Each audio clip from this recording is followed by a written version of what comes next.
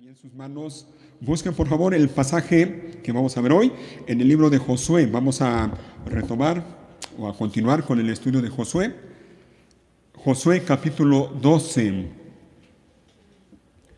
Llegamos ya a la mitad de Josué. Josué tiene 24 capítulos y llegamos ya a la mitad de Josué. Este es el mensaje número 19. Todavía nos quedan varios capítulos por delante, varios mensajes por delante. Que el Señor nos permita llegar al final y luego continuar con otra porción de la palabra. Josué capítulo 12. Antes de entrar de lleno al capítulo 12, quiero que veamos rápidamente, bueno, no rápidamente, pero sí me interesa que veamos un poquito acerca de el contexto y qué es lo que hemos estado viendo en esta primera mitad del libro de Josué a lo largo de todos estos mensajes que ya hemos visto con anterioridad. El pueblo de Israel, bajo liderazgo de Josué, terminan su peregrinaje por el desierto, llegan a la tierra de Canaán, la tierra prometida, con la mano del Señor, el Señor peleando por ellos. Ellos conquistan gran parte, la mayor parte, si no es que toda aquella región de la tierra de Canaán. Hay unos versículos que quiero que leamos en el capítulo 11 porque resumen muy bien lo que hemos visto hasta aquí. En el capítulo 11, versículo 16, vean cómo dice, acompáñenme por favor, versículo 16 del capítulo 11. Así que Josué conquistó toda la región, ¿se fijan? Y eso, les digo, resume muy bien todo lo que hemos visto. Repito, así que Josué conquistó toda la región, la zona montañosa, todo el Negev, toda el área que rodea la ciudad de Gosén, las colinas occidentales, el valle del Jordán, los montes de Israel y las colinas de Galilea. El territorio israelita ahora se extendía desde el monte Alac, que se eleva hacia Seir al sur, hasta Baal Gad, al pie del monte Hermón, en el valle del Líbano al norte. Josué mató a todos los reyes de esos territorios, después de hacer guerra por mucho tiempo para lograrlo. Vamos a brincarnos al versículo 23.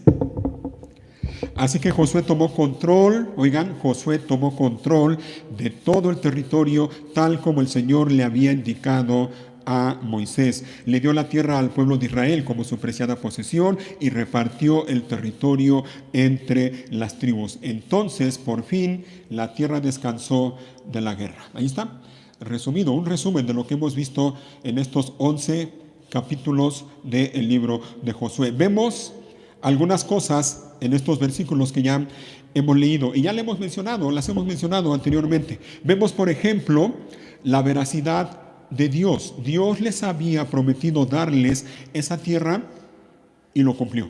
El Señor se las dio a su pueblo, al pueblo de Israel. Vemos también la fidelidad de Dios. Dios le prometió a Josué: yo estaré contigo a donde quiera que vayas, no te dejaré ni te desampararé. Y lo cumplió. El Señor es fiel y el Señor es verdadero, fiel y verdadero. Vemos también el poder de Dios, ya lo hemos visto, ya lo hemos hablado, y si algo vemos claramente en estos 11 capítulos del libro de Josué es eso, el poder de Dios. Pero vemos también la gracia de Dios. Porque si el Señor le entregó esa tierra al pueblo de Israel, no fue por nada que hubiera de bueno en el pueblo de Israel. El Señor se los dio y se los dio por pura gracia. Entonces, por un lado vemos la veracidad de Dios, la fidelidad de Dios, el poder, la gracia de Dios, entre otras cosas. Pero por otro lado vemos también la fe de Josué. Josué era un hombre de fe. Su confianza estaba en Dios. Él confió en Dios, le creyó a Dios, se armó de valor y fue a la guerra, a la batalla. Aparte de que vemos la fe de Josué, vemos también la obediencia de Josué. Recuerda, la confianza en Dios se va a ver claramente por una cosa: obediencia. Si tú dices que confías en Dios, esa confianza que tú tienes en Dios se va a manifestar claramente por medio de tu obediencia a Dios. Es una contradicción decir que creemos en Dios y al mismo tiempo no le queremos obedecer. No se puede. Imposible. No puede ser.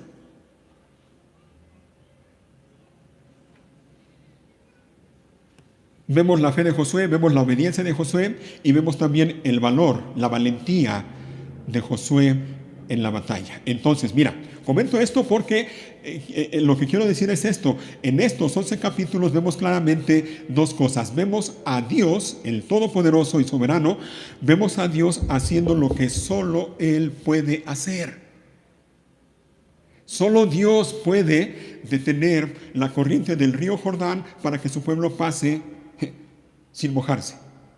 Solo Dios puede derribar las murallas de una ciudad. Solo Dios puede detener el sol. Solo Dios puede mandar granizo sobre sus enemigos. Vemos en estos capítulos a Dios haciendo lo que solo Él puede hacer, pero al mismo tiempo vemos a Josué, al ejército de Israel y a todo Israel haciendo lo que les corresponde hacer a ellos. ¿Qué tenía que hacer Josué y el pueblo de Israel? Tenían que confiar en Dios, tenían que obedecerle y tenían que pelear.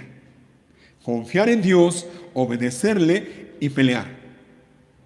Josué no podía hacer lo que solo Dios puede hacer. Y Dios no iba a hacer lo que le correspondía hacer a Josué y al pueblo de Israel. ¿Me explico? Así que vemos entonces dos cosas que la Biblia enseña claramente. Por un lado, la soberanía de Dios y por otro lado, la responsabilidad del hombre. Dios es soberano y poderoso y Él hace lo que solo Él puede hacer, pero eso no quita de nosotros la responsabilidad de que tenemos de hacer lo que a nosotros nos corresponde hacer.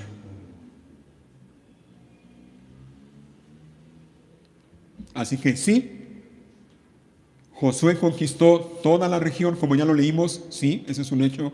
Josué conquistó toda la región, Josué tomó control de todo el territorio, como ya lo leímos, pero lo hizo, como dice el capítulo 10, versículo 42, lo hizo porque el Señor, Dios de Israel, peleaba por su pueblo. Ahí está. Soberanía de Dios y responsabilidad del hombre.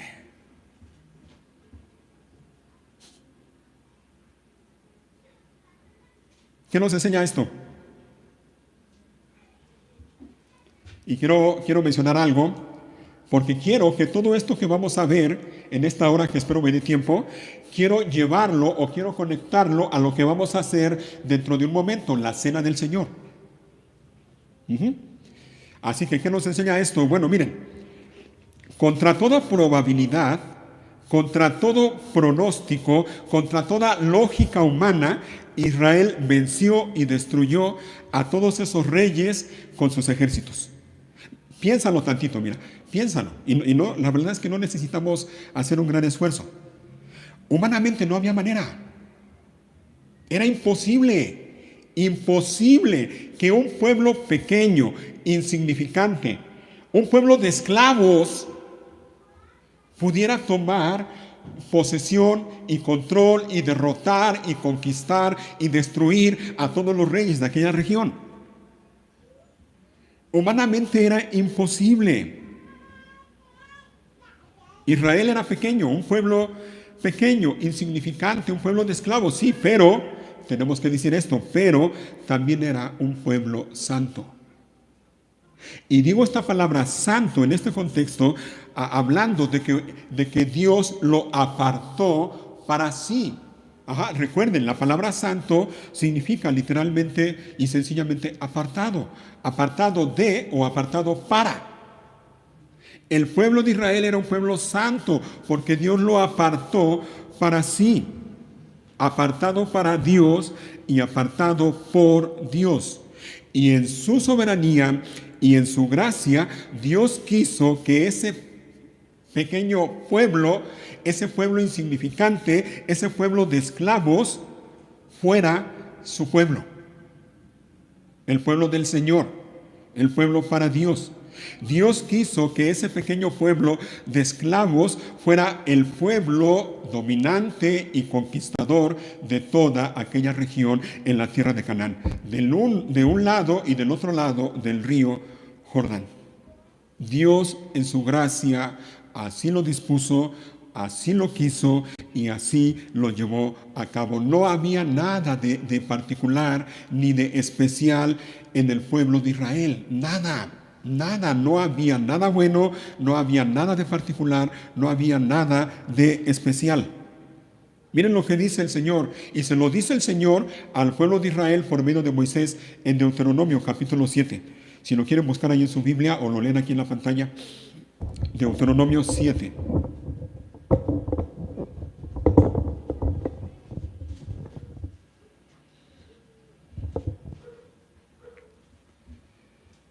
Versículo 1, Deuteronomio 7, 1.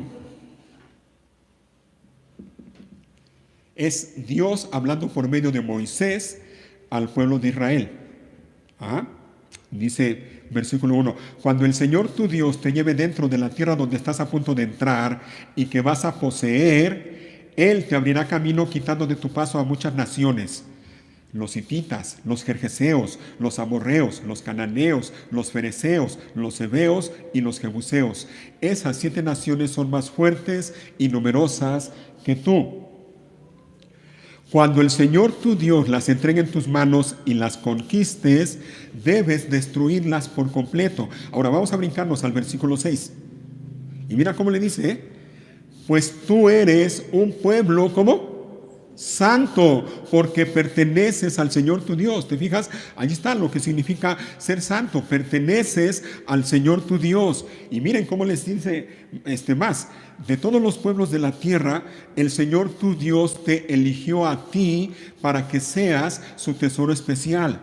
El Señor no te dio su amor ni te eligió porque eras una nación más numerosa que las otras naciones, pues tú eras la más pequeña de todas.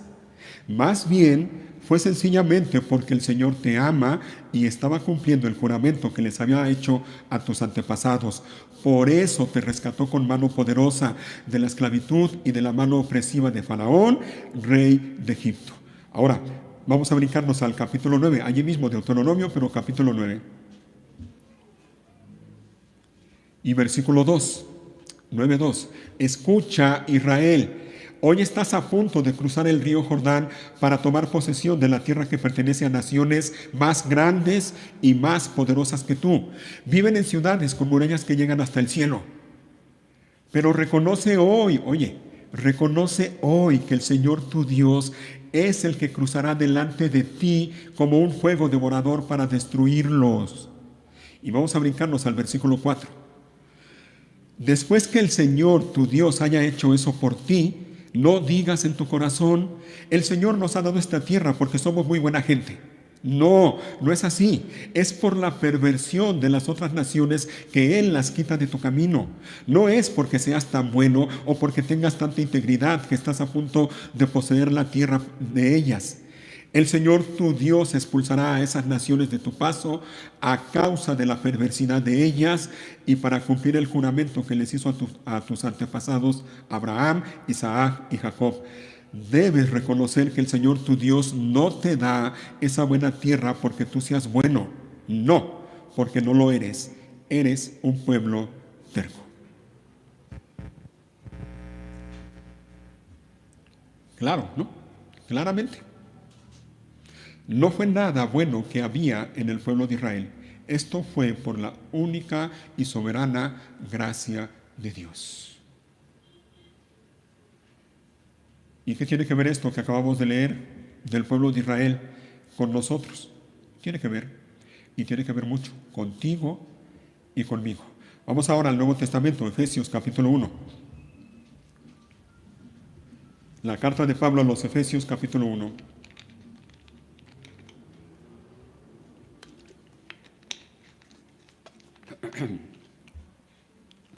Y versículo 3, 1:3. Que toda la alabanza sea para Dios, el Padre de nuestro Señor Jesucristo, quien nos ha bendecido con toda clase de bendiciones espirituales en los lugares celestiales, porque estamos unidos a Cristo. Grábate eso, subráyalo en tu Biblia, porque estamos unidos a Cristo. Si tú estás unido a Cristo, esa es tu condición. Dios el Padre te ha bendecido a ti con toda bendición espiritual en los lugares celestiales. No por ti, sino porque estás en Cristo. Seguimos leyendo. 4. Incluso antes de haber hecho el mundo, Dios nos amó y nos eligió en Cristo para que seamos, ¿cómo? Santos e intachables a sus ojos. A ti y a mí, para que seamos santos e intachables a sus ojos. Versículo 5. Dios decidió de antemano. ¿Quién lo decidió? Dios.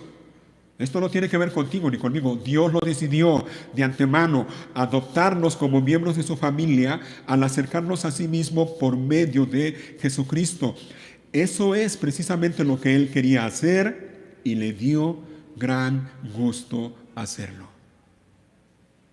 ¿Quién lo hizo? Dios. ¿Por qué lo hizo? Porque quiso hacerlo. Porque si fuera por ti y por mí, tú y yo todavía estaríamos lejos de Dios, completamente rebelándonos en contra de Dios. Dios tuvo que atraernos a Él y lo hizo por medio de su Hijo Cristo Jesús. Versículo 6. De manera que alabamos a Dios por la abundante gracia que derramó sobre nosotros. ¿Quiénes? Los que pertenecemos a su Hijo amado. Dios es tan rico en gracia y bondad que compró nuestra libertad con la sangre de su Hijo y perdonó nuestros pecados. Claro, ¿no? Pregunta, ¿por qué Dios hizo esto con nosotros? ¿Por lo bueno y obedientes que somos? No, no, no. Vamos a brincarnos al capítulo 2, aquí en Efesios 2, versículo 1. Mira, Dios quiso hacerlo, eso es lo que Él quería hacer, y lo hizo, y le dio gran gusto hacerlo, y lo hizo cuando tú y yo estábamos en la condición de la que vamos a leer. Capítulo 2, versículo 1. Antes ustedes estaban muertos a causa de su desobediencia y sus muchos pecados. Vivían en pecado igual que el resto de la gente, obedeciendo al diablo, el líder de los poderes del mundo invisible, quien es el espíritu que actúa en el corazón de los que se niegan a obedecer a Dios. Todos vivíamos así en el pasado, siguiendo los deseos de nuestras pasiones y la inclinación de nuestra naturaleza pecaminosa. Por nuestra propia naturaleza éramos objeto del enojo de Dios, igual que todos los demás. Pero, versículo 4, pero Dios es tan rico en misericordia y nos amó tanto que, a pesar de que estábamos muertos por causa de nuestros pecados, nos dio vida cuando levantó a Cristo de los muertos. Es solo por la gracia de Dios que ustedes han sido salvados. ¿Se fijan? Déjenme leer otra vez. Versículo 5. Bueno, desde el 4. Pero Dios es tan rico en misericordia y nos amó tanto que, a pesar de que estábamos muertos, ¿te fijas? Subraya también esa frase, esas dos palabras, a pesar, Dios nos amó no por lo que somos, sino a pesar de lo que somos, a pesar de. A pesar de que estábamos muertos por causa de nuestros pecados, nos dio vida cuando levantó a Cristo de los muertos. Es solo por la gracia de Dios que ustedes han sido salvados, pues nos levantó de los muertos junto con Cristo y nos sentó con Él en los lugares celestiales porque estamos unidos a Cristo Jesús. ¿Te fijas? 7. De modo que en los tiempos futuros Dios puede ponernos como ejemplos de la increíble riqueza, de la gracia y la bondad que nos tuvo, como se ve en todo lo que Él ha hecho por nosotros, que estamos unidos a Cristo. ¿Te fijas? Todo es en Cristo, porque estamos unidos a Cristo Jesús. 8. Dios los salvó por su gracia cuando creyeron. Ustedes no tienen ningún mérito en eso. Es un regalo de Dios. La salvación no es un premio por las cosas buenas que hayamos hecho. Así que ninguno de nosotros puede jactarse de ser salvo. ¿Te fijas? Lo mismo que Dios le dice al pueblo de Israel en el pasaje que leímos anteriormente, Lo mismo aplica para nosotros. No digas en tu corazón, Dios me amó y me perdonó por lo bueno que soy. No es así, porque no lo eres. Eres terco. Somos tercos.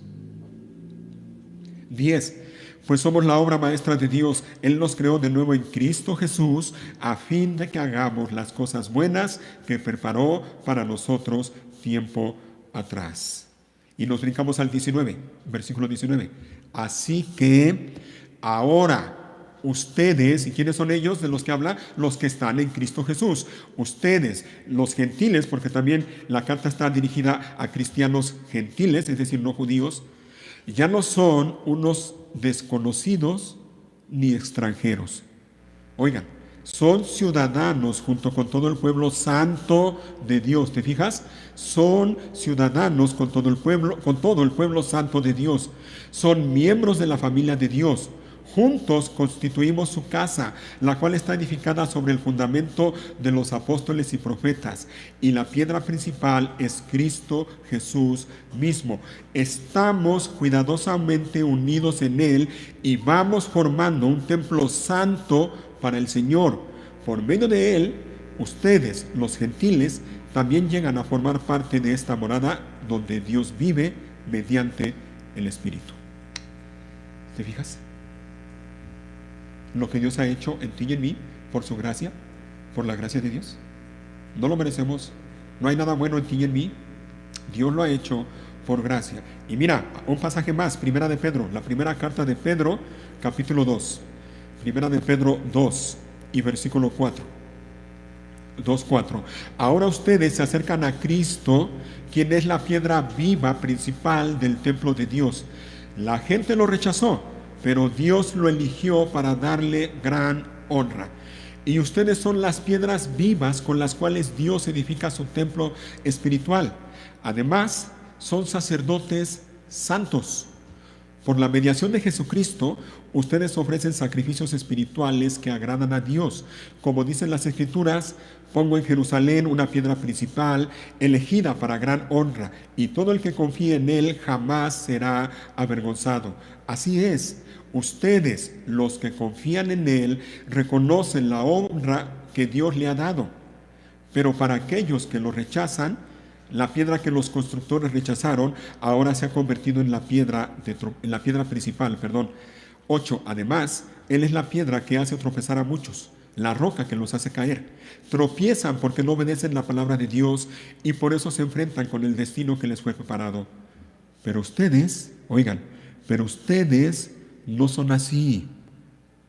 Son un pueblo, ¿cómo? Elegido. Son sacerdotes del Rey. Una nación santa. Posesión exclusiva de Dios. Por eso pueden mostrar a otros la bondad de Dios, pues Él los ha llamado a salir de la oscuridad y entrar en su luz maravillosa. Antes no tenían identidad como pueblo, ahora son pueblo de Dios. Antes no recibieron misericordia, ahora han recibido la misericordia de Dios. ¿Te fijas? ¿Lo ves?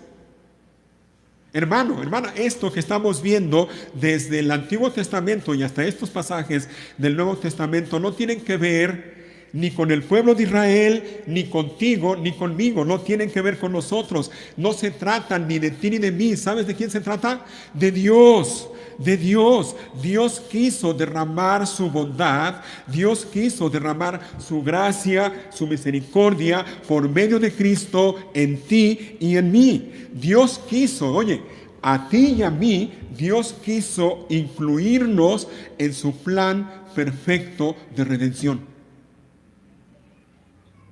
Eso es lo que Él quería hacer y le dio gran gusto hacerlo. No tiene que ver contigo, no tiene que ver conmigo. Se trata de Dios.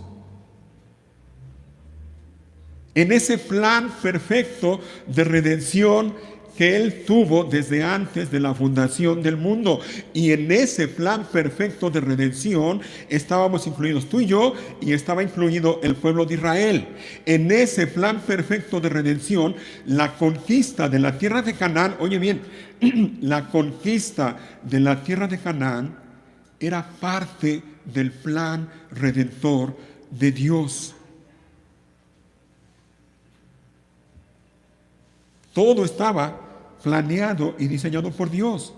Desde antes de la fundación del mundo, Dios diseñó, repito, un plan perfecto de redención, perfecto, que incluía escoger un pueblo para sí, un pueblo insignificante, un pueblo pequeño al cual le prometió darles la tierra de Canaán. Ese plan perfecto de redención entonces incluía eso, que Dios escogería por pura gracia un pueblo que no tenía nada de especial e incluía darles como posesión la tierra de Canaán. ¿Te fijas? Un pueblo y una tierra. Un pueblo y una tierra de la cual nacería aquel con mayúscula, con A mayúscula, en quien serían benditas todas las familias de la tierra. Y Dios cumplió su promesa. Y a su pueblo escogido les dio la tierra prometida y lo hizo por pura gracia. Y entonces vemos a Israel, ese pueblo pequeño, insignificante, ese pueblo de esclavos, ahora lo vemos como dueño, como Señor. Entienda el sentido en el que digo Señor, de toda aquella región de la tierra de Canaán. Pero el propósito de Dios al darles la tierra de Canaán no era solo que Israel disfrutara de las cosas buenas de esa tierra. Ya saben lo que dice la Biblia, ¿no? Que la tierra de Canaán era una tierra de la cual fluían leche y miel, una tierra abundante, una tierra de bendición. Pero repito, el propósito de Dios al darle la tierra de Canaán no solo era que Israel disfrutara de la leche y la miel, no era solo que Israel disfrutara de las bendiciones de la tierra prometida, no, el propósito principal de Dios era que Israel, óiganlo, era que Israel fuera un pueblo santo y fiel y que desde esa tierra testificaran de Él, es decir, del único Dios vivo y verdadero a todo el mundo. ¿Tiene que ver esto con nosotros? Sí, tiene que ver con nosotros, hermanos. Nosotros hemos sido rescatados de la esclavitud del pecado.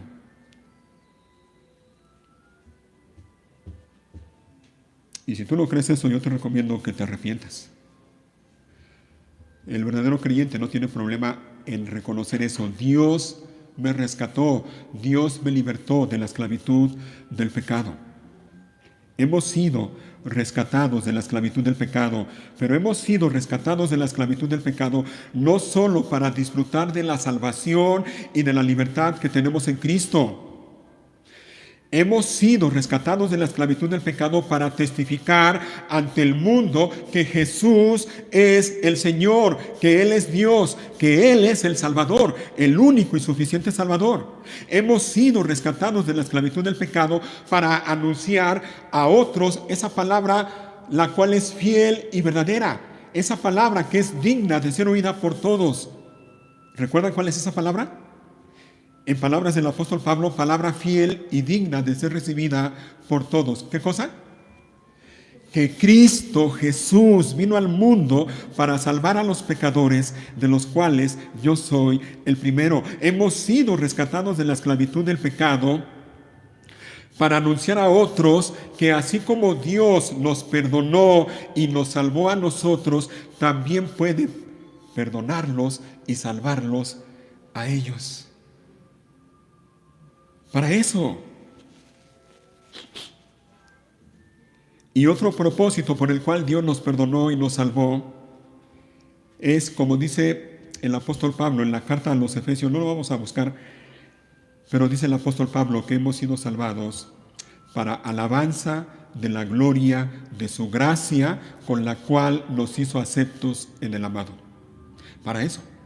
Principalmente para eso, repito, para alabanza de la gloria de su gracia, con la cual nos hizo aceptos en el amado, o como lo traduce la Nueva Traducción Viviente, Dios hizo todo esto para que nosotros le diéramos a Él gloria y alabanza. para que le diéramos gloria y alabanza. Y eso nos lleva de regreso al libro de Josué. Regresen a Josué.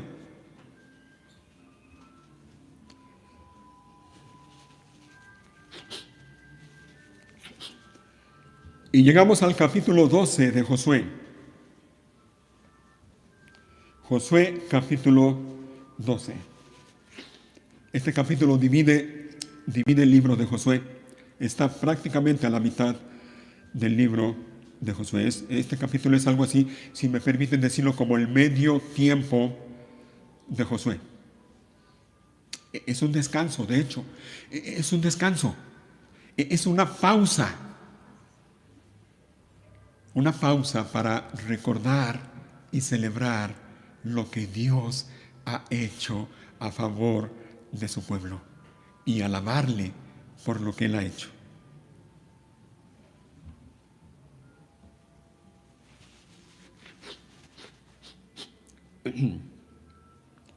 Cuando ves una película, ya sea que la ves en tu casa o en el cine, pregunta, ya que terminó la película, ¿te esperas a que aparezcan los créditos?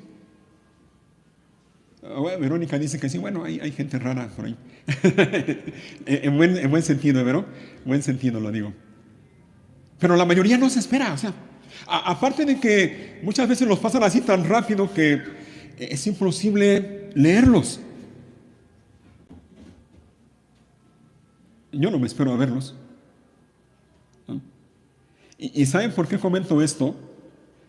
Porque me temo que muchos ven pasajes como el que vamos a leer a continuación de Josué 12 como si fueran los créditos después de una película. Sin interés. Como diciendo, ay, qué aburrido leer eso. O como diciendo a lo mejor, bueno, no importa, no le hace si no lo leo, si no medito en eso. No pasa nada.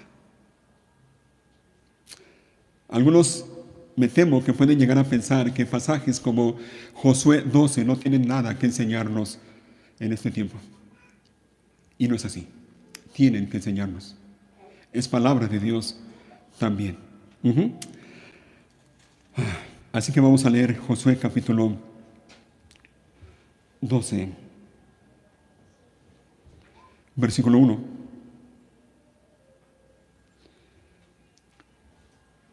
Estos son los reyes del oriente, del río Jordán, a quienes los israelitas mataron y les quitaron sus tierras. El territorio de esos reyes se extendía desde el valle del Arnón hasta el monte Hermón y abarcaba toda la tierra situada al oriente del valle del Jordán. Nota, lo que hace Josué, el autor de este libro, es ahora nombrar a cada uno de los reyes que Israel venció allí en la tierra de Canaán. Cada uno. Y comienza nombrando a los reyes a los cuales Israel venció antes de que cruzaran el río Jordán bajo el liderazgo de Moisés. Versículo 2. Derrotaron a Sehón, rey de los amorreos, quien vivía en Hesbón. Su reino incluía Aroer en el límite del valle del Arnón y se extendía desde la mitad del valle Arnón hasta el río Jaboc, el cual sirve de frontera con los amonitas. Ese territorio incluía la mitad sur del territorio de Galaad. Sehón también controlaba el valle del Jordán y algunas regiones al oriente, desde el mar de Galilea al norte hasta el mar Muerto en el sur, incluso la ruta de Bet Jesimot y más al sur hasta las laderas del Pisga. Ese es uno de los reyes, Sehón, y aquí está otro, se menciona, el segundo, el rey Og de Basán. El último de los refaítas vivía en Astoret de Edrei. Gobernaba un territorio que se extendía por el norte, desde el monte Hermón hasta Salca, por el oriente a todo Basán y hacia el occidente hasta la frontera con los reinos de Jesur y Maaca. Ese territorio incluía la mitad norte de Galaad, tan lejos como la frontera con el rey Sehón de Hesbón. Versículo 6. Moisés, siervo del Señor, y los israelitas habían destruido al rey Sehón y al Sí, me brinqué, hay una palabra, déjenme leerlo otra vez. Dice, habían destruido al pueblo del rey Seón y al del rey Og. Moisés entregó esas tierras como posesión a la tribu de Rubén, a la tribu de Gad y a la media tribu de Manasés. Y si quieren abundar en esto, no lo lean ahora, les recomiendo que lo busquen en casa. Pueden leer Números 32, Deuteronomio 3 y Josué también en el primer capítulo. Ajá. Bueno, Josué, al mencionar a cada uno de los reyes que Israel derrotó allí en la tierra de Canaán, comienza mencionando los reyes que Israel derrotó y conquistó bajo el liderazgo de Moisés, cuando todavía no pasaban o no cruzaban el río Jordán. ¿Qué nos enseña esto? Yo creo que tiene algo que enseñarnos también a cada uno de nosotros que estamos aquí. Y es esto, mira, Josué no olvidó la labor que hizo Moisés, siervo del Señor. No lo pasó por alto, no lo obvió y tampoco se llenó de envidia y deliberadamente no lo mencionó. No, Josué no tuvo esa actitud. Josué no solo mencionó las victorias que Israel tuvo bajo su liderazgo, sino que también mencionó las victorias que Israel tuvo bajo el liderazgo de Moisés. Y no solo eso, menciona a Moisés primero. Y repito, ¿qué nos enseña? Bueno, entre otras cosas, nos enseña esto. Miren, en su soberanía, Dios usó a Moisés y a Josué en la conquista de la tierra de Canaán. No fue únicamente bajo el liderazgo de Josué, fue también bajo el liderazgo de Moisés. Y tanto Moisés como Josué hicieron su parte en la conquista de la tierra de Canaán. Uno hizo una cosa y el otro hizo otra cosa. Josué sabía, él sabía que la victoria era de Israel. Josué sabía que la tierra conquistada era para Israel, sin importar quién la había conseguido o bajo el liderazgo de quién la hayan obtenido. Lo que hicieron tanto Josué como Moisés lo hicieron por el bien del pueblo de Israel y sobre todo lo hicieron para la gloria de Dios. Y yo no me imagino a Josué sintiéndose más que Moisés, ni a Moisés sintiéndose más que Josué. Lo que ambos hicieron, lo hicieron en obediencia a Dios, lo hicieron para la gloria de Dios y lo hicieron para el bien del pueblo de Israel. Dios es el Señor soberano y todopoderoso. Él es el Señor de la mies. ¿No dice así el Señor Jesús? Él es el Señor de la mies, el Señor de la obra. Y siendo el Señor soberano de la obra, óyelo bien, Él escoge, Él llama, Él capacita y usa a quien Él quiere, cuando Él quiere, donde Él quiere y como Él quiere en su obra, de acuerdo con sus planes y de acuerdo con sus propósitos. Porque Él es el Señor de la obra y Él hace como Él quiere. Miren, hermanos, en la obra de Dios y dentro del pueblo de Dios, y vamos a trasladarlo ahora a nosotros, es decir, dentro de la iglesia de Dios, dentro de esta iglesia local, óyelo bien, todos somos responsables de obedecer a Dios y de servirle en lo que Él nos ha llamado a hacer. Somos responsables de obedecerle y de servirle y de hacerlo de buena manera, hacerlo para el Señor, para la gloria de Dios y para edificación de la iglesia. Pregunta, ¿sabes a qué te ha llamado el Señor? ¿Lo sabes? ¿A qué el Señor te llamó? ¿Para que le sirvas aquí en la iglesia? ¿O no?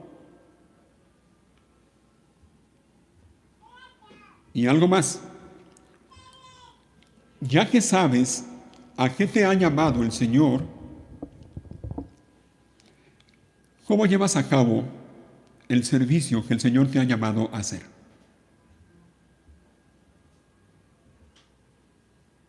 ¿Cómo lo haces? ¿Lo haces de buena gana? ¿Lo haces de buena manera? ¿Lo haces de corazón? ¿Lo haces para el Señor, para la gloria de Dios y para edificación de tu iglesia? ¿O lo haces para que te vean? Para que te reconozcan, para que te aplaudan. Y como lo hemos dicho ya en varias ocasiones, y cuando no te reconocen y no te aplauden, te enojas y dices, pues ya no hago nada.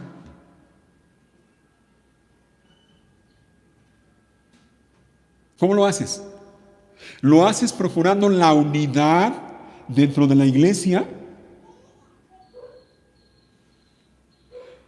¿O lo haces siempre viendo qué hace el otro o qué no hace el otro, sintiéndote mejor o más importante que él o que ella,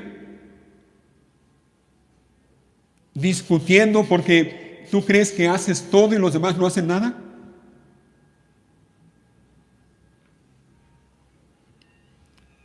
Sin duda que esa actitud no nos va a llevar, hermanos, a nada bueno.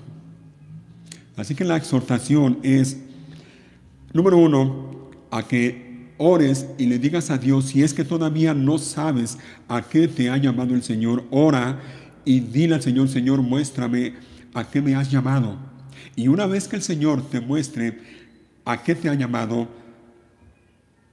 obedece a Dios, sírvele a Dios, mientras sirves aquí en la iglesia. Y lleva a cabo tu servicio de corazón como para el Señor y no para los hombres. Y como dice el apóstol Pablo en su carta a los Filipenses, no hagas nada ni por contienda ni por vanagloria. Antes bien, con humildad, estimando a los demás como superiores a ti mismo. Lleva a cabo tu servicio y hazlo con la misma actitud que tuvo Cristo Jesús.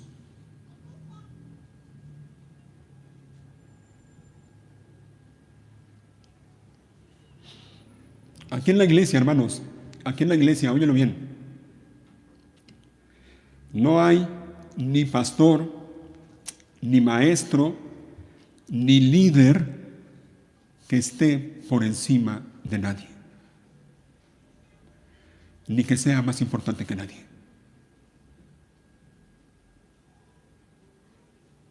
Y si tú quieres servir para sentirte más importante que los demás, yo te recomiendo que mejor ni lo intentes.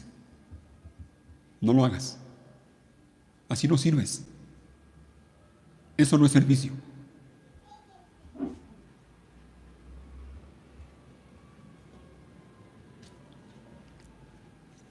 Vemos a Josué con humildad, recordando las victorias que Dios le dio al pueblo de Israel, no solamente bajo su liderazgo, sino también bajo el liderazgo de Moisés. Y haremos muy bien nosotros, hermanos, en tener presente que no somos individuales. No debemos andar de manera independiente. Somos un cuerpo. Somos un cuerpo. Y la victoria de uno es la victoria de otro. El éxito de uno es el éxito de otro. El fracaso de uno es el fracaso de otro. El pecado de uno es el pecado de otro. Que Dios nos ayude para caminar en unidad dentro de su pueblo. Seguimos leyendo aquí en Josué número 12, capítulo 12. Ya vimos cómo Josué menciona a los reyes que Israel derrotó antes de cruzar el río. Ahora vamos a ver los reyes que Israel derrotó y destruyó ya del otro lado del río. Versículo 7. La siguiente es una lista de los reyes que Josué y los ejércitos israelitas derrotaron al occidente del río Jordán, desde Baal-Gad en el valle del Líbano hasta el monte Alac que sube hacia Seir. Josué les dio esa tierra como posesión a las tribus de Israel, la cual abarcaba la zona montañosa, las colinas occidentales, el valle del Jordán, las laderas de las montañas, el desierto de Judá y el Negev. Los pueblos que vivían en esa región eran los hititas, los amorreos, los cananeos, los fereceos, los heveos y los jebuseos. Estos son los reyes que Israel derrotó. El rey de Jericó, el rey de Ai, cerca de Betel, el rey de Jerusalén, el rey de Hebrón, el rey de Jarmut, el rey de Laquis, el rey de Eglón, el rey de Geser, el rey de Debir, el rey de Heder, el rey de Orma, el rey de Arad, el rey de Libna, el rey de Adulam, el rey de Maceda, el rey de Betel, el rey de Tapúa, el rey de Efer, el rey de Afec, el rey de Sarón, el rey de Madón, el rey de Azor, el rey de Sinrón Merón, el rey de Aksaf, el rey de Tagnac, el rey de Megiddo, el rey de Sedes, el rey de Jocneam en el Carmelo, el rey de Dor en la ciudad de Nafor Dor, el rey de Goyim en Gilgal y el rey de Tirsa. En total, los israelitas derrotaron a 31 reyes.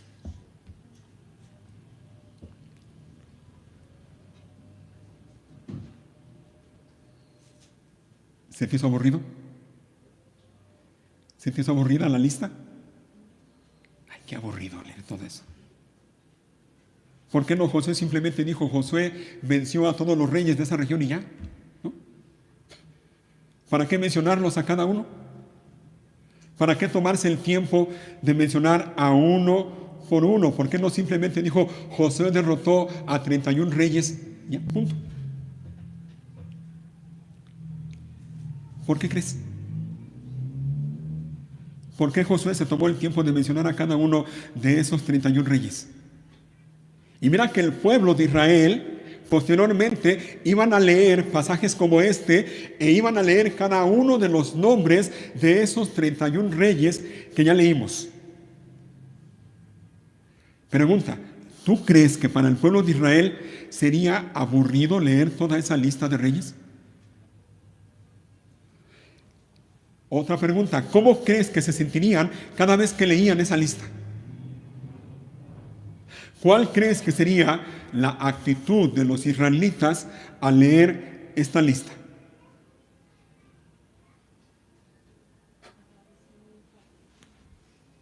A eso vamos.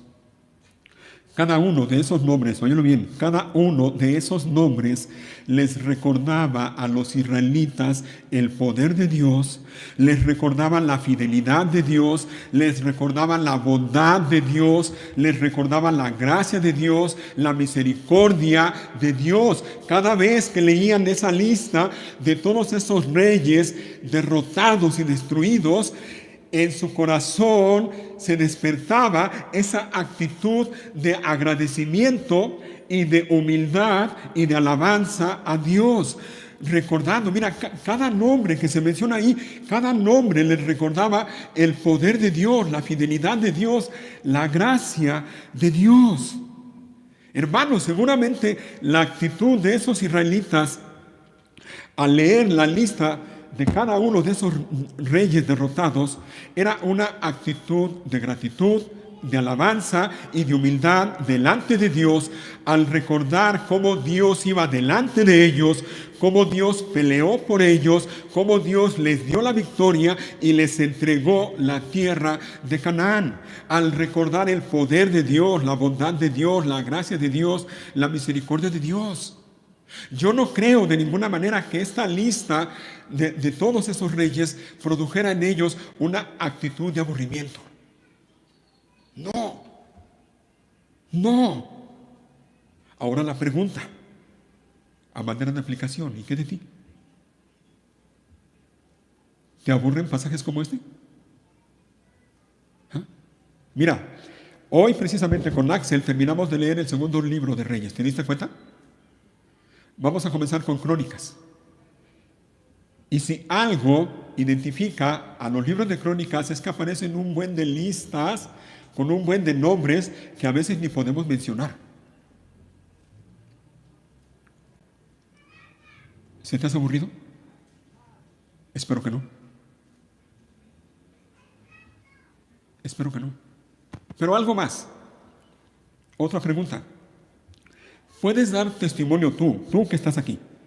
¿Puedes dar testimonio de cómo Dios ha derrotado en tu vida a uno o varios de esos reyes, y digo reyes entre comillas, reyes en tu vida que te querían esclavizar o te tenían esclavizado? ¿Puedes dar testimonio de uno o más de esos reyes, o vamos a llamarle tal cual, pecados en tu vida que te tenían esclavizado? ¿Recuerdas con gratitud y alabanza cómo Dios derrotó en tu vida a esos reyes, esos pecados que te tenían esclavizado a algún, y voy a mencionar algunas cosas, te tenían esclavizado probablemente a algún vicio, o te tenían esclavizado a la amargura, o al odio, o a la ira, o a la falta de perdón, simplemente no querías perdonar, o a los celos, o a la avaricia, o a la envidia, o a los deseos sensuales, a la inmoralidad sexual, o al engaño, a la mentira, a la difamación, al chisme, o al robo, o a la calumnia, y podemos añadirle un largo etcétera, etcétera. ¿Recuerdas? ¿Lo recuerdas? ¿Cómo el Señor te rescató? ¿Cómo el Señor te libró? Espero que sí. Puedes decir como el salmista en el Salmo 103, bendice alma mía a Jehová y bendiga todo mi ser su santo nombre. Bendice alma mía a Jehová y no olvides ninguno de sus beneficios. O como dice en el Salmo 115, no a nosotros, oh Señor, no a nosotros, sino a tu nombre sea la gloria, por tu misericordia, por tu verdad. Eres tú, Señor. Otra pregunta, porque puede ser, yo lo sé, pero puede ser. ¿Hay algún rey o pecado que todavía te tiene esclavizado?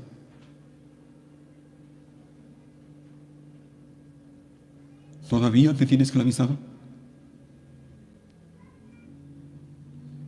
La buena noticia es que si es así, hay esperanza.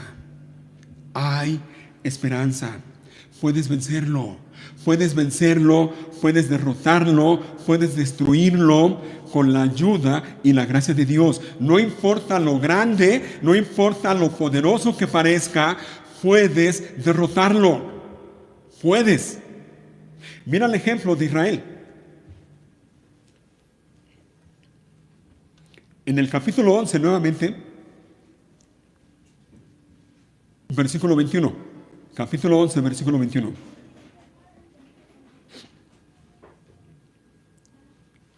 Josué está mencionando algunos los enemigos que derrotaron, y al final, y llama la atención, al final menciona a unos.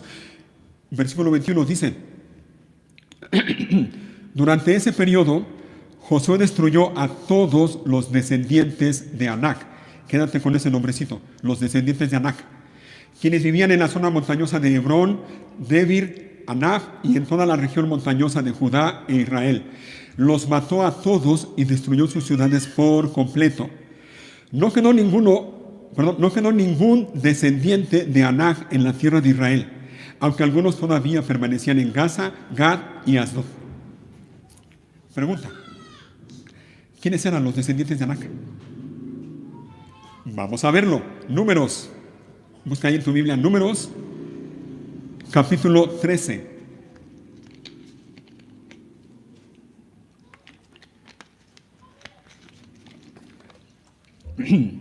Números 13. ¿Recuerdas cuando Moisés envió a unos hombres a explorar la tierra de Canaán, la tierra prometida? ¿A cuántos envió? 12. Entre ellos iban Caleb y Josué, el mismo del que estamos leyendo. Fueron, exploraron la tierra, y mira cómo dice Números 13, versículo 21. Así que subieron y exploraron la tierra desde el desierto de Sin hasta Rehob, cerca de Lebo Amad. Yendo al norte, atravesaron el Negev y llegaron a Hebrón, donde vivían Aimán, Sesai y Talmai, todos descendientes ¿de quién? De Anac. Fueron, exploraron la tierra, regresaron y le dieron su informe a Moisés. Vamos a verlo allí mismo en el versículo 27. 27. Este fue el informe que dieron a Moisés. Vean cómo le dijeron, Aclaramos, no fueron todos, porque Caleb y Josué no dieron este informe. ¿Sí estamos bien? ¿Sí, verdad? Le dijeron, entramos en la tierra a la cual nos enviaste a explorar y en verdad es un país sobreabundante, una tierra donde fluyen la leche y la miel. Aquí está la clase de frutos que allí se producen. ¿Recuerdan? Llevaron ahí una muestra de los frutos que había en la tierra. 28, oigan, aquí viene. Sin embargo, el pueblo que la habita es poderoso y sus ciudades son grandes y fortificadas. Hasta vimos allí gigantes. ¿Quiénes? Los descendientes de Anac. Versículo 30. Pero Caleb trató de calmar al pueblo que se encontraba ante Moisés. Vamos enseguida a tomar la tierra, dijo. De seguro podemos conquistarla. Pero los demás hombres que exploraron la tierra con él no estuvieron de acuerdo. No podemos ir contra ellos, son más fuertes que nosotros. Entonces comenzaron a divulgar entre los israelitas el siguiente mal informe sobre la tierra. La tierra que atravesamos y exploramos devorará a todo aquel que vaya a vivir allí. Todos los habitantes que vimos son enormes. Hasta había gigantes, los descendientes de Anac. Al lado de ellos nos sentíamos como saltamontes y así nos miraban ellos.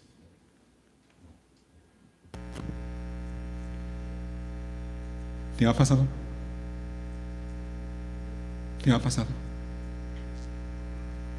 ¿Te has sentido como un saltamontes ante un pecado? ¿Ante un mal hábito en tu vida?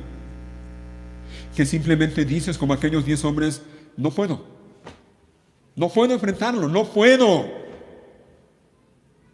Es que es tan grande que no puedo.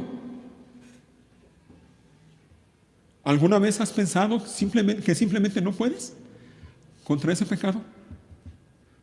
¿Contra algún pecado en particular en tu vida? ¿Alguna vez has pensado que simplemente no puedes contra, por ejemplo, el temor? ¿O contra la ansiedad? ¿O contra la ira? ¿O contra los celos? ¿O contra la falta de perdón? ¿Te ha pasado? ¿Crees que simplemente no puedes? Porque ves el pecado, o ves la situación, o ves la aflicción bien enorme, y al lado de eso, como tú la ves tan enorme, tú te ves y te consideras como un insignificante saltamontes. No puedo. No puedo. ¿Y sabes qué? Hay razón en eso, no puedes. No puedes. Aclaro, tú solo no puedes. Es imposible si te atreves a enfrentarlo tú solo. No puedes, pero, y aquí viene lo bueno, pero si estás en Cristo, óyelo bien, si estás en Cristo, la buena noticia es que sí puedes. Sí puedes. Sí puedes, porque si alguno está en Cristo, óyelo bien, si alguno está en Cristo, nueva criatura es. Las cosas viejas pasaron, he aquí todas son hechas nuevas. Sí puedes. Sí puedes, porque Cristo Jesús vino al mundo para salvar a los pecadores. Sí puedes, porque si confesamos nuestros pecados, Él es fiel y justo para perdonar nuestros pecados, y óyelo bien, y limpiarnos de toda maldad. Sí puedes, porque Él mismo cargó nuestros pecados sobre su cuerpo en la cruz, para que nosotros podamos estar muertos al pecado, pero vivos para Dios. Si puedes, ¿sabes por qué? Porque como dice el apóstol Pablo, y esto sin duda podemos aplicarlo aquí, todo lo puedo en Cristo que me fortalece. Si puedes. Hermano, hermana, mira. Si estamos en Cristo, óyelo bien, si tú estás en Cristo, no hay razón para tenerle miedo a esos reyes. No hay razón. No hay razón para tenerle miedo a esos reyes que quieren esclavizarte. Aunque parezcan gigantes enormes y tú te veas ante ellos, tú te veas como un saltamontes. No hay razón para temer. Si estamos en Cristo, no hay razón para temer. Todos nuestros temores, óyelo bien, todos nuestros temores, nuestras angustias, nuestras preocupaciones, nuestros afanes deben descansar en el poder, en la gracia, en la bondad y en la misericordia de Dios. Descansa en Él. Refúgiate en Él, apóyate en Él, descansa en Él, pero no olvides, y creo que no está por demás una nota de aclaración, mira, Dios es fiel y Él ha prometido no dejarnos y no desampararnos, y no lo hace, Él es fiel, Él no nos deja, Él es el Todopoderoso y nos ayuda. Él es misericordioso y nos perdona cada vez que pecamos y nos arrepentimos y vamos delante de Él y confesamos nuestro pecado. Él es fiel y justo para perdonar nuestros pecados y limpiarnos de toda maldad. Sí, y gloria a Dios por eso. Pero nosotros, tú y yo, somos responsables de luchar contra ese pecado o contra ese temor o contra ese afán. Nosotros somos responsables. Sí, Dios le dio la victoria a Israel sobre todos esos reyes, ya lo vimos. Pero Israel tuvo que luchar. Y antes que eso, tuvo que confiar. Y después de confiar, tuvo que obedecer. Y después de obedecer, tuvo que esforzarse y luchar, pelear. Tuvo que ser valiente y pelear. Hermanos, en otras palabras, mira, con la gracia de Dios, Israel se esforzó y luchó para derrotar y destruir a cada uno de esos reyes. Tres cosas veo yo en todo esto, tres cosas que son esenciales en nuestra batalla espiritual diaria. Número 1, confianza en Dios, confía en Dios, confía en Dios. Número 2, obediencia a Dios. Y número 3, pelea. Confía en Dios, obedécele y pelea. Confía en Dios, obedécele y pelea. Mientras Israel confiaba en Dios y le obedecía y peleaba, cada uno de esos 31 reyes fueron cayendo uno por uno. Si no confiamos en Dios,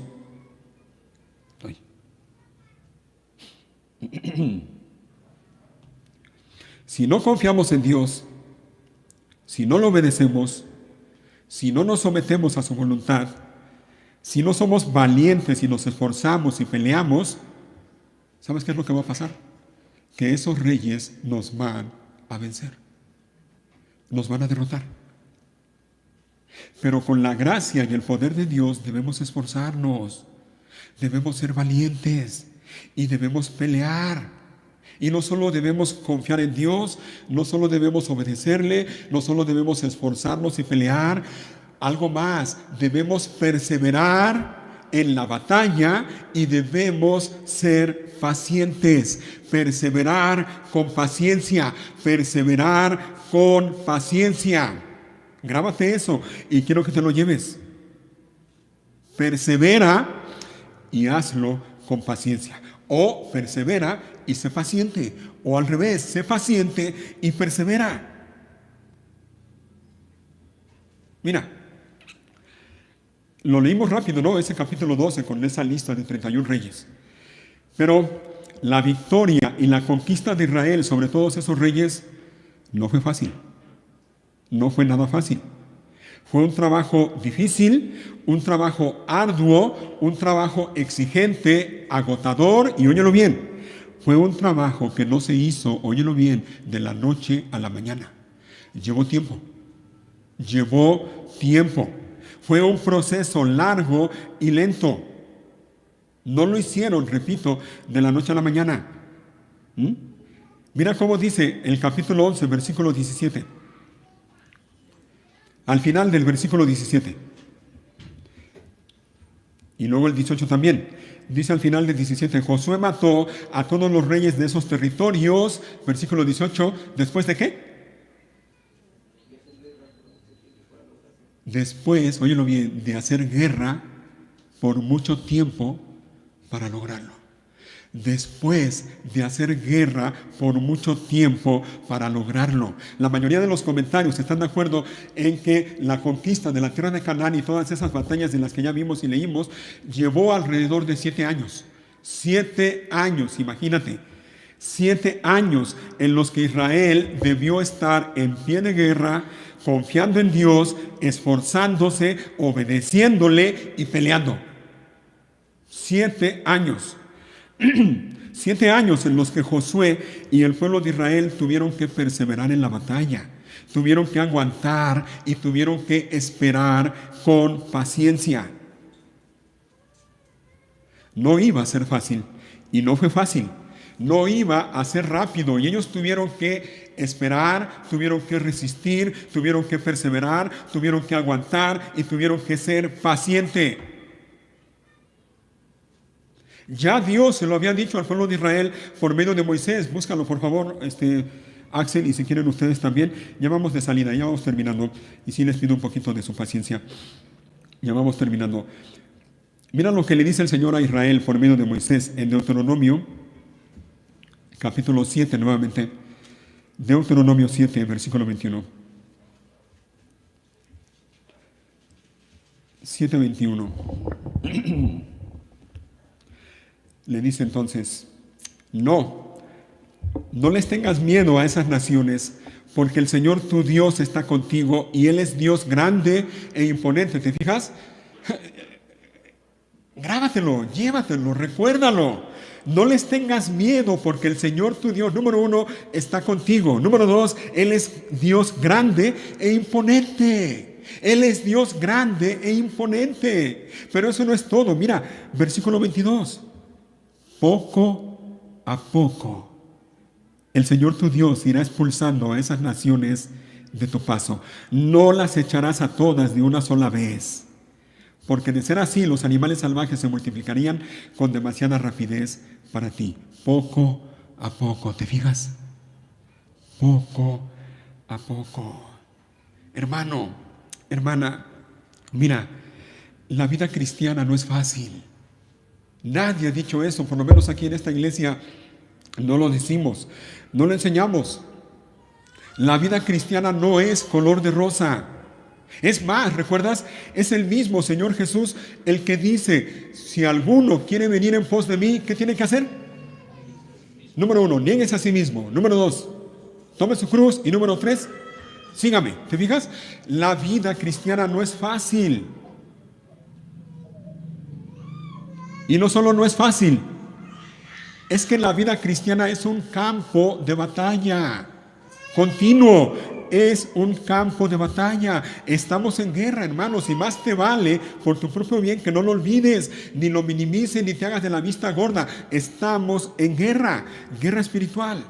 Y esa guerra espiritual no es fácil, y óyelo bien, esa guerra no se va a acabar pronto. Esa guerra va a durar mientras estemos en este mundo o hasta que Cristo venga. Una de dos. Y hasta que una de esas dos cosas no suceda, nosotros como Josué y el pueblo de Israel debemos confiar en Dios, debemos obedecerle, debemos esforzarnos, debemos seguir luchando y sobre todo, óyelo bien, y sobre todo debemos perseverar pacientemente. Debemos perseverar pacientemente. Persevera, hermano, persevera. En otras palabras, aguanta, resiste y hazlo con paciencia.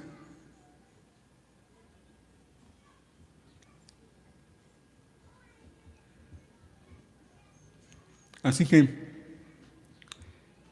en cuanto a las aflicciones de tu vida, mira, en esta batalla espiritual que es la vida cristiana, frecuentemente vamos a tener aflicciones de una o de otra manera.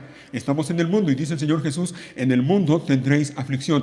De una o de otra manera vamos a enfrentar aflicciones. Bueno, cuando las aflicciones vengan a tu vida, sé paciente. Sé paciente. Espera en Dios y confía en Él. Él sabe cómo hace las cosas. Él sabe cuándo hace las cosas. Mira, hermano, Dios no, y grábate esto, Dios no siempre obra de manera instantánea o de manera milagrosa. Grábatelo.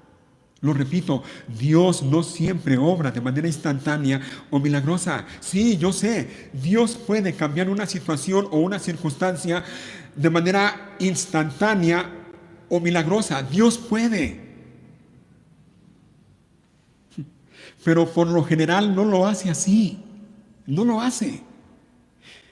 Él prefiere hacerlo gradualmente. Él prefiere hacerlo poco a poco. ¿Para qué? Para enseñarnos a confiar en Él, para enseñarnos a depender de Él, para enseñarnos a esperar en Él, para enseñarnos a descansar en Él, a buscarle a Él, para moldear nuestro carácter, para enseñarnos a ser pacientes. Lo hace para eso, para moldear nuestro carácter. Así que en cuanto a las aflicciones de tu vida, sé paciente y espera en Dios. En cuanto a tu crecimiento espiritual, en cuanto a tu madurez espiritual, en cuanto a tu santidad, hermano, hermana, tienes que saber, y por el bien tuyo, es mejor que lo tengas bien claro, tienes que saber que la madurez espiritual y la santidad, óyelo bien, no se obtienen de manera instantánea. No vas a ser santo de la noche a la mañana. No vas a madurar de la noche a la mañana. Eso es un proceso. Y ese proceso va a durar mientras estemos en este cuerpo.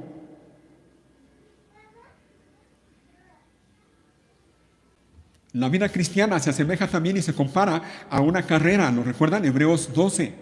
Una carrera que tenemos por delante. Tenemos, hermanos, tenemos una carrera que debemos correr.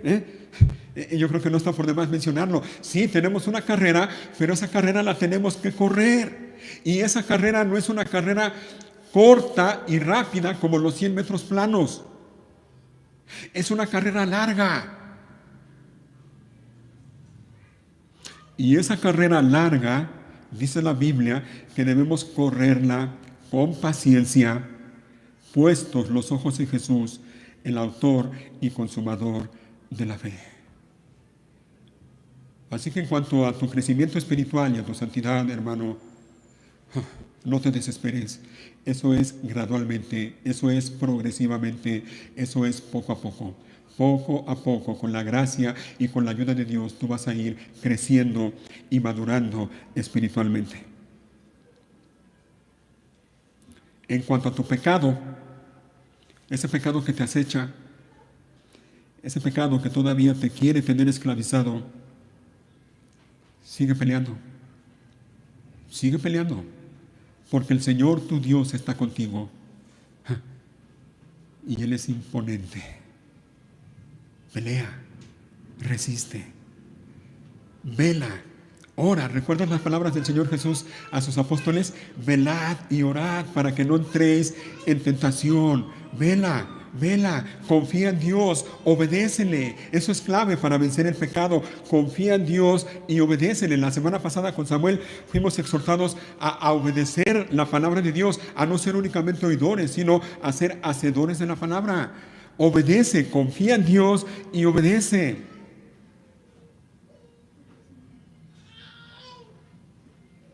Y en cuanto a las decisiones importantes en tu vida, sé paciente.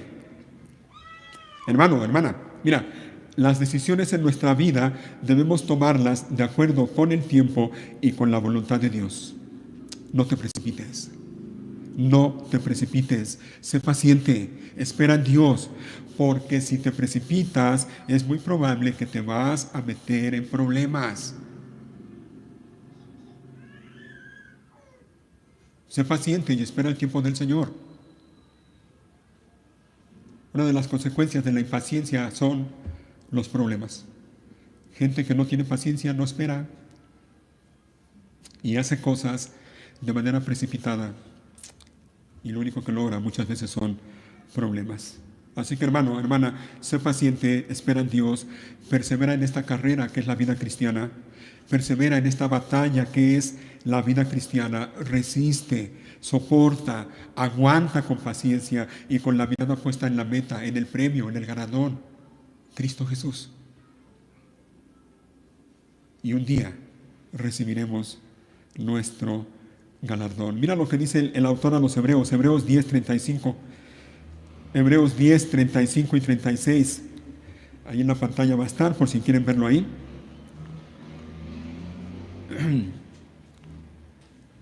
Y dice, por lo tanto, no desechen la firme confianza que tienen en el Señor. Tengan presente, óyelo, tengan presente la gran recompensa que les traerá. ¿Quién? El Señor. 36. Perseverar con paciencia es lo que necesitan ahora. Grábate eso, subráyalo ahí en tu Biblia, grábatelo. Otra vez dice, perseverar con paciencia es lo que necesitan ahora. ¿Para qué? Para seguir haciendo la voluntad de Dios. Entonces recibirán todo lo que Él ha prometido. ¿Te fijas? Hay una recompensa, hay un premio, hay un galardón. Y lo vamos a recibir, pero mientras ese día no llegue, tú y yo somos llamados a perseverar con paciencia haciendo la voluntad de Dios. Persevera con paciencia. Josué y el ejército de Israel tuvieron que pelear por mucho tiempo, recuerda, ya lo leímos, tuvieron que pelear por mucho tiempo, resistiendo, perseverando y confiando en Dios, hasta que, y mira, esto me encanta, regresa a Josué, número 11, Josué 11, y de hecho es la última frase del capítulo 11. Repito, mira, Josué y el ejército de Israel tuvieron que pelear por mucho tiempo, resistiendo, perseverando, confiando en Dios, peleando, hasta que, dice al final del capítulo 11, versículo 23 al final, hasta que por fin la tierra descansó de la guerra. Hasta que la guerra se terminó. Pero mientras la guerra no terminó, ellos estaban allí, confiando en Dios, obedeciéndole, perseverando, aguantando, resistiendo, peleando. ¿Hasta cuándo? Hasta que la guerra se terminó. Y no solo eso, porque mira, lo vamos a ver ya la próxima semana, pero el capítulo 13, versículo 1, mira las primeras palabras que dice. 13:1. Cuando ya Josué era anciano, el Señor le dijo, estás envejeciendo y, ¿qué cosa? Y todavía queda mucha tierra por conquistar. A estas alturas, Josué ya tenía unos 100 años de edad. ¿Entiendes lo que quiero dejar claro? ¿Entiendes el punto? Hermanos, somos llamados a perseverar, somos llamados a resistir, somos llamados a soportar, a aguantar. Aguanta en medio de tu aflicción, aguanta ante ese pecado que cada día te acecha y parece que te tiene dominado. Aguanta, resiste, aguanta. La carrera no es corta, la batalla no es fácil, pero tampoco es imposible. Pelea, mantente en pie de lucha, pelea. Y van a pasar los años y va a llegar el tiempo en el que probablemente vas a estar como Josué. No digo con 100 años, pero sí ya en una edad avanzada. Y cuando estés en esa edad, todavía habrá mucha tierra o muchos enemigos ahí en tu corazón a los cuales tengas que estar resistiendo y venciendo con la ayuda de Dios. Resiste, aguanta, sé paciente y espera en Dios. Sé paciente y confía en Él. Sé paciente y obedécele. Sé paciente y esfuérzate. Y sé valiente, pelea la batalla. Sé paciente, aguanta, persevera, resiste. ¿Sabes por qué? Porque va a llegar el día. Va a llegar, y eso te lo aseguro. Va a llegar el día. ¿Sabes qué día? Cuando al fin descanses de la guerra. Va a llegar el día cuando al fin descanses de la guerra. No será en esta vida, no será en esta vida, no será en este mundo. Recuerda, en el mundo tendréis aflicción. Pero sabemos que las aflicciones del tiempo presente no son comparables con la gloria venidera que en nosotros ha de manifestarse. Resiste, aguanta, porque va a llegar el día en que por fin descanses de la guerra. Cuando estés delante de tu bendito Señor y Salvador. Y sí vas a llegar todo golpeado, con las marcas de la batalla en ti. Y entonces estarás delante de Él. Y escucharás por fin esas maravillosas palabras de tu bendito Señor y Salvador, diciéndote: bien, buen siervo y fiel. Entra en el gozo de tu Señor.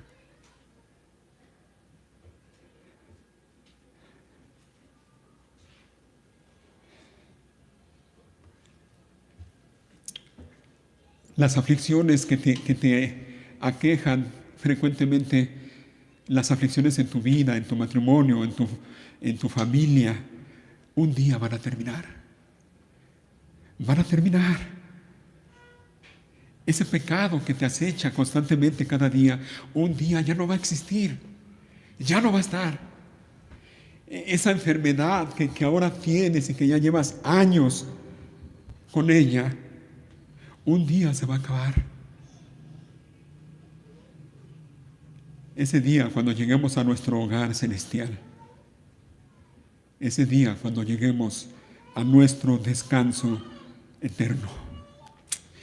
Entonces por fin descansaremos de la batalla. Hermanos, en Cristo Jesús, tenemos vida eterna y tenemos vida abundante.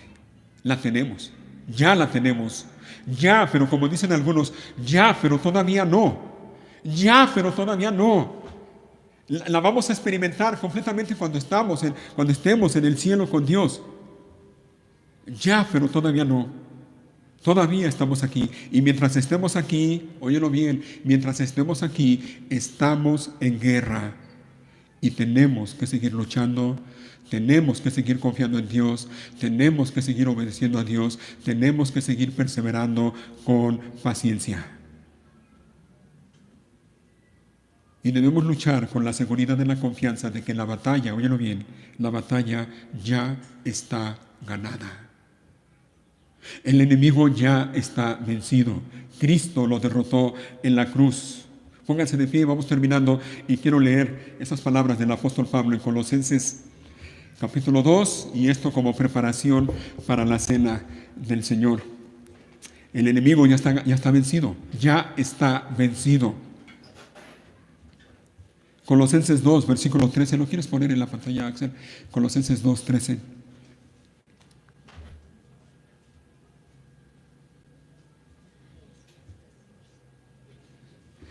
Dice la palabra de Dios, Colosenses 2:13, ustedes estaban muertos a causa de sus pecados y porque aún no les habían quitado la naturaleza pecaminosa.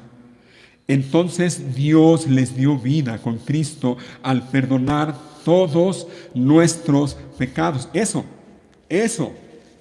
es lo que vamos a recordar una vez más en un momento con el pan y con el jugo de uva.